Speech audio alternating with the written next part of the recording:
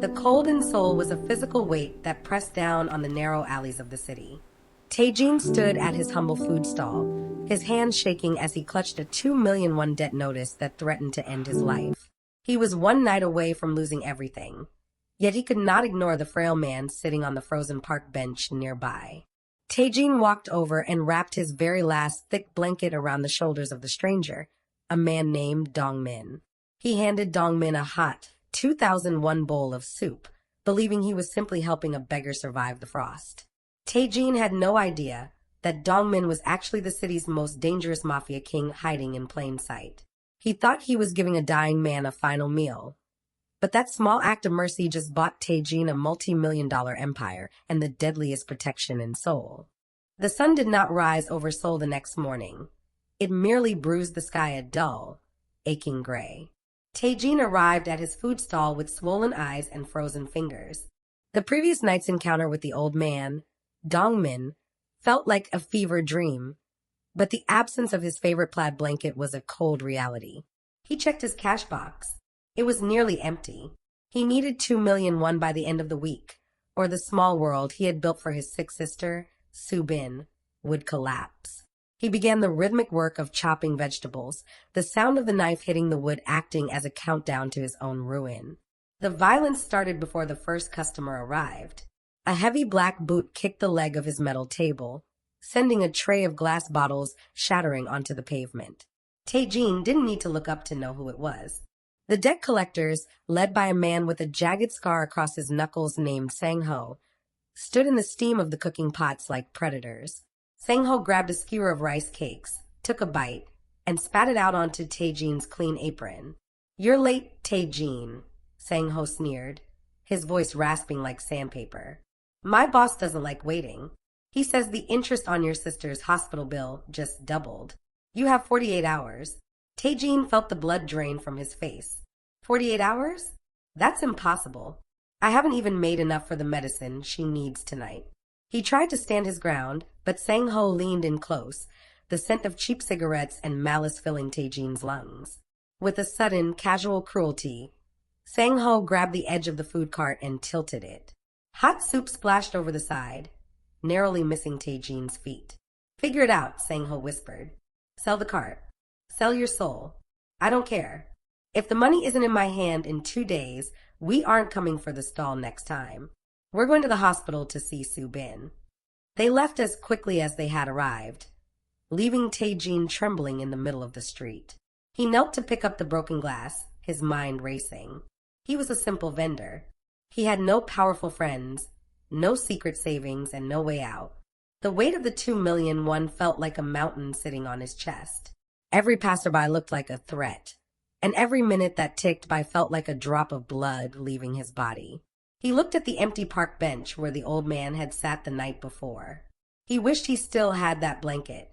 The cold was beginning to seep into his very bones. He was a man drowning in a city of millions, and for the first time in his life, he felt the water closing over his head. The afternoon was a blur of forced smiles and cheap sales.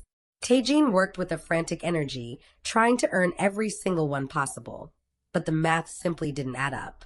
As the evening chill returned, he began the somber task of scrubbing the grease from his cart. He moved the metal condiment tray to wipe underneath it, expecting only to find salt and grime. Instead, something heavy and cold clinked against the steel. He reached into the narrow gap and pulled out a coin. It wasn't a standard 501 piece. This was larger, heavier, and made of a dull, tarnished silver that seemed to absorb the light. On one side was a detailed engraving of a dragon coiling around a sword. On the other side was a single elegant character, debt. Tae-Jin stared at it. It must have fallen from the old man's pockets when he wrapped him in the blanket. Hoping it might be worth enough to cover at least a portion of the medicine, Tae-Jin closed his stall early and ran to a small pawn shop 3 blocks away. The jeweler, an old man with thick glasses and a nervous twitch, took the coin with a pair of tweezers. He turned it over once, and his entire body went rigid. The jeweler dropped the tweezers, the silver coin hitting the velvet mat with a heavy thud. "Where did you get this?" the jeweler hissed, his face turning the color of ash. He scurried to the door and flipped the sign to closed, locking the deadbolt with trembling hands. An old man left it, Tae-Jin said, his heart hammering against his ribs. Is it real silver? Can I sell it? I need 2 million won. The jeweler looked at Tae-Jin as if he were a dead man walking. Sell it?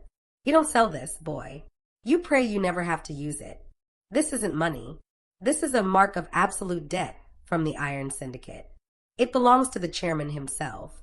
In our world, this coin is worth more than a skyscraper. It means the most powerful man in Seoul owes you his life. Tae-Jin reached for the coin, but his fingers felt numb. He thought of the frail, shivering man on the bench. He thought of the gold cufflinks and the sharp, intelligent eyes he had glimpsed for a second. He hadn't helped a beggar, he had helped a king.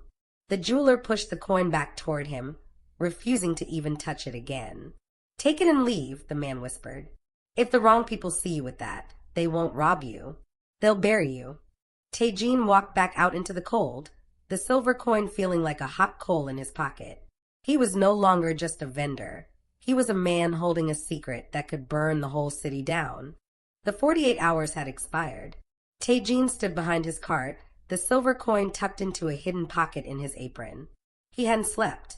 He watched the street corner, waiting for the storm to break. He didn't have the 2 million won, but he had something else, a desperate hope that the jeweler was right.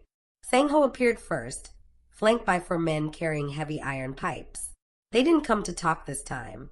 They walked with the slow, rhythmic stride of men who were about to enjoy a session of violence. Time's up, Tae-Jin, Sang-ho shouted, his voice echoing off the brick walls. I hope you said goodbye to your sister. Sang-ho swung a pipe, aiming for the glass display of the food cart. Tae-Jin closed his eyes, bracing for the crash. But the sound never came. Instead, there was a heavy thud, followed by a gasp of pain. Tae-Jin opened his eyes and saw a hand, clad in a pristine white glove, holding the iron pipe mid-swing. Behind Sang-ho, the street had transformed. 6 identical black sedans had pulled up in a perfect line, blocking the entire intersection. A dozen men in sharp, tailored black suits stepped out in unison. They didn't look like street thugs. They looked like soldiers. The man holding the pipe twisted Sang-ho's arm with a sickening pop, sending the collector screaming to the ground. The other thugs froze, their pipes trembling. One of the men in black stepped forward. He was older, with a military posture and a face that looked like it was carved from granite. He ignored the debt collectors entirely, walking straight toward the food cart. The steam from the tteokbokki swirled around his expensive coat as he bowed deeply to Tae-Jin. Mr. Tae-Jin, the man asked, his voice calm and terrifyingly low. Why, yes, Tae-Jin stuttered, his hands gripping the edge of his table. The man in black reached into his jacket and pulled out a small, rectangular card made of black steel. My name is Secretary Kim. I believe you have something that belongs to our chairman, and he has something that belongs to you. The 2001 bowl of soup you provided has been recorded as a debt of honor. Your financial burdens have been settled. Secretary Kim gestured toward the lead sedan. A driver stepped out and opened the rear door. The chairman is waiting for his blanket, Tae-Jin, and he would like to discuss the future of your business. Please step inside. Tae-Jin looked at the fallen Sang-ho, who was now being dragged away by the collar like a piece of trash. He looked at his humble cart, then at the waiting limousine. He realized that the door opening before him wasn't just a car door. It was the entrance to a world he couldn't even imagine. The drive was silent and suffocating. Tae-Jin sat in the back of the limousine, his work boots leaving small patches of mud on the plush carpet. He felt like an intruder in a temple. They drove away from the neon lights of the city, climbing high into the mountains that ringed Seoul. They passed through 3 separate security gates, each guarded by men with visible holsters and invisible expressions. Finally, they reached a massive fortress of glass and stone. Secretary Kim led Tae-Jin through a grand entrance hall lined with ancient porcelain and modern art. The air inside smelled of expensive sandalwood and power. They reached a pair of heavy oak doors. Kim pushed them open, and Tae-Jin stepped into a room that felt larger than his entire neighborhood. At the far end of a long, polished mahogany table sat the man from the park bench. But the beggar was gone. Dongmin was dressed in a charcoal gray suit that probably cost more than Tae-Jin's house. His white beard was neatly trimmed, and his posture was commanding. The Iron King looked every bit the part. On the table in front of him sat the thick plaid blanket, freshly laundered and folded with precision. "Sit, Tae-Jin," Dongmin said. His voice was no longer a weak rasp. It was a deep, resonant rumble that filled the hall. Tae-Jin sat at the opposite end of the table, feeling smaller than ever. I just wanted to help," he whispered. "I didn't know who you were." Dongmin smiled, but the expression didn't reach his eyes. "That is exactly why you are here. I have sat on that bench for 3 nights. Hundreds of people walked by. Some threw coins at my feet. Some called the police to move me. Many looked away in disgust. Only you stopped. Only you saw a man instead of a nuisance. You gave me the only thing you had left to keep yourself warm." The Mafia King stood up and walked toward Tae-Jin. The sound of his leather shoes on the marble was like a heartbeat. He placed a hand on Tae-Jin's shoulder, the same shoulder where the debt notice had weighed so heavily just hours ago. "The world is full of clever men, Tae-Jin. It is full of strong men and greedy men. But it is dying for lack of kind men. I have spent 40 years building an empire of iron, and now my doctors tell me my own heart is failing. I don't need a shark to take my place. I need someone who knows what it feels like to be cold." Dongmin led Tae-Jin to a wide balcony overlooking the shimmering lights of Seoul. The city looked like a pile of jewels from this height, but Tae-Jin knew the darkness that lived in the gaps between the lights. "I am dying, Tae-Jin," Dongmin said, his voice dropping to a confidential whisper. "The doctors give me 6 months, perhaps a year if I am lucky. My organization, the Iron Syndicate, is a beast with many heads. Some of those heads want to turn this city into a graveyard for their own profit. They think power is a fist. They think loyalty is something you buy with fear." He turned to face Tae-Jin, his eyes burning with a sudden, fierce intensity. "I want to teach you, not how to be a criminal, but how to be a king. I want to see if your kindness can survive the truth of what we do. I want to see if you can hold a sword without becoming the person who swings it for no reason." Tae-Jin looked at his hands that were stained with vegetable juice and scarred by the heat of the grill. "I don't belong here, Chairman. I'm just a vendor. I don't know how to lead men like Secretary Kim." "Leadership is not about the men you command," Dongmin countered. "It is about the people you protect. Your first lesson starts tonight. You will stay here. Your sister has already been moved to the best private wing of the hospital. Her bills are gone. Her medicine is the best in the world. You are no longer a slave to 2,000,001. You are now a student of the shadows." But the lesson came with a warning. Dongmin gestured toward the door, where a younger man with sharp, predatory features stood watching them. "That is Kangdae, my second in command. He believes I have gone soft. He believes you are a mistake. He will try to break you. He will try to show you that kindness is a weakness that will get us all killed. Your test, Tae-Jin, is to prove him wrong. You must learn to navigate this world with a warm heart, but a cold eye. If you fail, the men who threatened your sister will become the men who run this city. Do you understand what is at stake?" Tae-Jin looked out at the city. He thought of Subin's smile and the weight of the silver coin. He wasn't just fighting for his stall anymore. He was fighting for the soul of the streets. "I understand," Tae-Jin said, his voice finally finding its strength. "When do we begin?" The transition from the steam of the streets to the cold marble of the Iron Syndicate was a journey of shadows. Tae-Jin spent his first weeks observing, learning that a criminal empire runs on the same logistics as a food stall, just with higher stakes and sharper teeth. Dongmin kept him close, treating him like a silent shadow during high-level meetings. Tae-Jin wore a suit now, but his eyes remained those of a vendor, noticing the small details that others missed. He saw how the ledger entries for neighborhood security didn't match the reality of the broken windows he had seen in the slums. His education took a dark turn one rainy Tuesday. Dongmin had sent him to the basement archives to retrieve a specific historical ledger. While searching through the dusty shelves, Tae-Jin heard voices echoing through the ventilation shafts. It was Kangdae, the king's second in command, and his tone was far from the loyal subordinate he pretended to be. Tae-Jin leaned in, his heart drumming a frantic rhythm against his ribs. "The old man is obsessed with this street vendor," Kangdae hissed, his voice dripping with venom. "He's forgotten that fear is our only currency. If we don't squeeze the neighborhoods, the other families will think we've gone soft. I want the pressure on the street stalls tripled. I want them to beg for our protection." Tae-Jin felt a cold sweat break out across his forehead. He recognized the specific account numbers Kangdae was referencing. They were linked to the predatory debt agency that had nearly cost him his life and his sister's medicine. It wasn't just a random group of thugs. The harassment of his neighborhood had been a deliberate strategy orchestrated by the man standing right next to the king.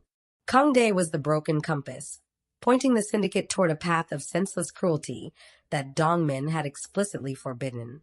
The revelation felt like a punch to the gut. Tae-Jin realized that the Iron King was being betrayed from within his own inner circle. Every act of kindness Dongmin attempted was being undermined by Kangdae's greed. As Tae-Jin crept back upstairs, his mind was racing. He was just a student in this world, a boy who knew more about spices than silencers. If he spoke up without proof, Kangdae would have him erased before dinner. But if he stayed silent, the people of the streets, the people like him, would continue to suffer under the boot of a man who viewed them as nothing more than numbers on a balance sheet.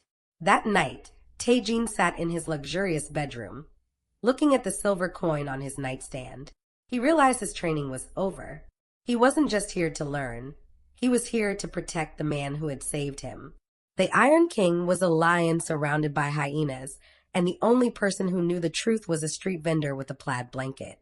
He knew he had to gather evidence, but he also knew that in the mafia, the truth was often more dangerous than a lie. He made a vow to himself.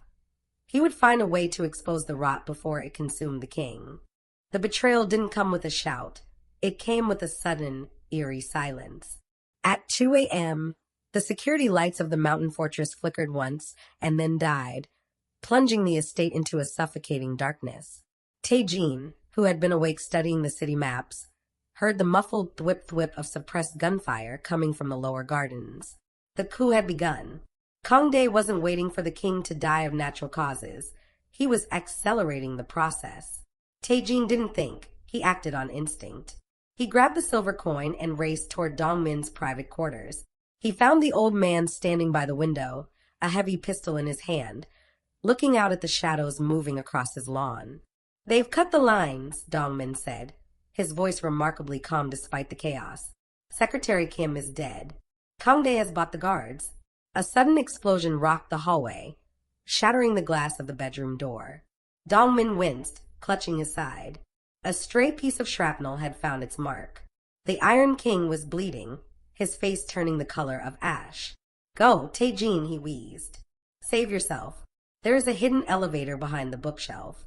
It leads to the garage." "I'm not leaving without you," Tae-Jin replied, his voice firm. He threw the old man's arm over his shoulder, the weight nearly buckling his knees. They staggered toward the secret passage, just as Kangdae's men breached the door. The elevator dropped them into the sub-garage, a place filled with armored SUVs and sports cars. But Tae-Jin knew those cars were tracked. They were death traps. In the corner, dusty and forgotten, sat his old food van. The Syndicate had kept it as a joke, a reminder of where he came from. To Tae-Jin, it was his only chance. He threw Dongmin into the back, covering him with the same thick plaid blanket that had started this entire journey. He started the engine, the familiar rattle of the old diesel motor sounding like music in the dark. As they approached the main gate, Tae-Jin saw the gunman waiting. He didn't slow down. He knew the back service road, the one the delivery trucks used, was the only exit they wouldn't expect a Mafia King to take. He slammed the van into gear, smashing through a wooden barricade and plunging into the forest. The descent was a nightmare of tight turns and blinding rain. Behind them, the headlights of Kangdae's SUVs appeared like the eyes of hungry wolves. Tae-Jin drove with a frantic, focused desperation. He knew every pothole and every shortcut between here and the city. He didn't head for the police or the safe houses. Those were likely compromised. Instead, he headed for the only place where the mafia lost its power, the deep, tangled labyrinth of the slums. In those narrow alleys, A high-end SUV was useless, but a beat-up food van was king. "Hang on, Chairman," Tae-Jin whispered, tears blurring his vision. "The streets will keep us safe." The back streets of the Seoul slums were a world where the sun never seemed to fully reach. Tae-Jin pulled the van into a hidden garage owned by an old friend who repaired delivery scooters. Dongmin was pale and drifting in and out of consciousness, his wound bandaged with clean kitchen towels. "They will find us," the king whispered. "Kangdae has the technology. He has the eyes of the city. He has the digital eyes," Tae-Jin countered, his expression hardening. "But he doesn't have the eyes of the people." Tae-Jin stepped out into the damp morning air and made 3 phone calls. Within an hour, the garage was surrounded by a different kind of army. These weren't men in suits with silencers. These were the men and women who kept the city running. There was the grandmother who sold roasted chestnuts, the teenager on the delivery moped, and the veteran who ran the corner flower shop. They looked at Tae-Jin, then at the wounded man in the van, and then at the silver coin Tae-Jin held up in the light. "The king is being hunted by a traitor," Tae-Jin announced, his voice echoing in the small space. "He is the only man who ever tried to protect us. Today, we protect him. I need eyes on every intersection. I need every black SUV reported. Use the delivery apps. Use the radio frequencies. If a stranger enters this neighborhood, I want to know before they take a second step." The vendors' militia moved with a speed that would have shocked Kangdae. Thousands of delivery drivers became mobile scouts. Every street vendor became a stationary lookout. When Kangdae's mercenaries entered the district, they found themselves trapped in a psychological nightmare. Streets that were open a minute ago were suddenly blocked by broken-down vegetable trucks. Scooters swarmed around their cars like angry hornets, blocking their view and leading them into dead ends. Tae-Jin sat in a small room above a noodle shop, looking at a map of the district. Every few seconds, a text message would come in. "Black SUV at Sector 4. Moving north. 3 men in suits at the bus station." They looked lost. He was orchestrating a counterinsurgency using the very people Kangdae had spent his life stepping on. For the first time, the Iron King watched the boy he had chosen and saw a true leader. Tae-Jin wasn't using fear. He was using community. He was paying back the debt he owed to the streets by giving them a chance to fight back. As the night fell again, Tae-Jin saw on his screen that Kangdae's main force had been funneled into a narrow, one-way street near the old market. They were isolated, frustrated, and completely surrounded by people who refused to look away. "It's time," Tae-Jin said, standing up. "Let's show them what happens when the street decides to collect its own debt." The confrontation at the old market was silent and final. Kangdae, trapped in his luxury car and surrounded by a sea of silent, staring vendors, realized his power had evaporated. When the local police arrived, tipped off by a mountain of anonymous evidence Tae-Jin had leaked, they found the traitors tied up with the very plastic zip ties used for produce bags. The coup was over not with a bang, but with the quiet dignity of a neighborhood reclaiming its peace. 2 weeks later, the sun finally broke through the clouds, shining over the mountain estate. Dongmin, resting in a chair on the balcony, looked much older but far more peaceful. He looked at Tae-Jin, who was standing next to him, still wearing his red jacket over his suit trousers. "The Iron Syndicate is dead," Dongmin said, a small smile playing on his lips. "It was built on a foundation of blood and fear. I thought that was the only way. But you showed me that iron is brittle. The street is what survives. I am retiring, Tae-Jin. The silver coin is yours now. The empire is yours." Tae-Jin shook his head slowly. "I don't want an empire of iron, Chairman. I want a harvest." Under Tae-Jin's leadership, the transformation was swift and total. The Iron Syndicate was officially dissolved and reborn as the Golden Heart Foundation. The massive wealth that had been hoarded in secret accounts was poured back into the streets. They built modern clinics in the slums where the medicine was free. They turned old warehouses into vocational schools where the children of vendors could learn to be doctors and engineers. Tae-Jin stayed true to his roots. He didn't sit in a high-rise office. He kept his food stall in the park, though it was now the most famous spot in Seoul. He used the Iron King's former soldiers as a legitimate security force that protected the vulnerable instead of shaking them down. His sister, Subin, was fully recovered and now ran the foundation's educational wing, ensuring that no child would ever have to choose between their home and their health. In the final scene, a light snow began to fall over the city. Tae-Jin was at his cart, serving a bowl of hot soup to a young woman, who looked like she had just finished a double shift. He saw Dongmin walking through the park, wrapped in a familiar, thick plaid blanket. The old man sat on the same bench where they had first met, watching the children play in the snow. Tae-Jin walked over and handed him a hot bowl. "On the house, grandfather," he said with a wink. Dongmin took the soup, the warmth seeping into his hands. "You've done well, Tae-Jin. You kept the heart, but kept the eye sharp. The city is warm tonight." As the snow blanketed the city in a peaceful white, Tae-Jin looked around at the bustling, safe streets. He realized that the greatest protection wasn't a gun or a wall. It was the simple, unstoppable power of a community that looked out for its own. The harvest had finally come, and it was more beautiful than any empire of iron could ever be.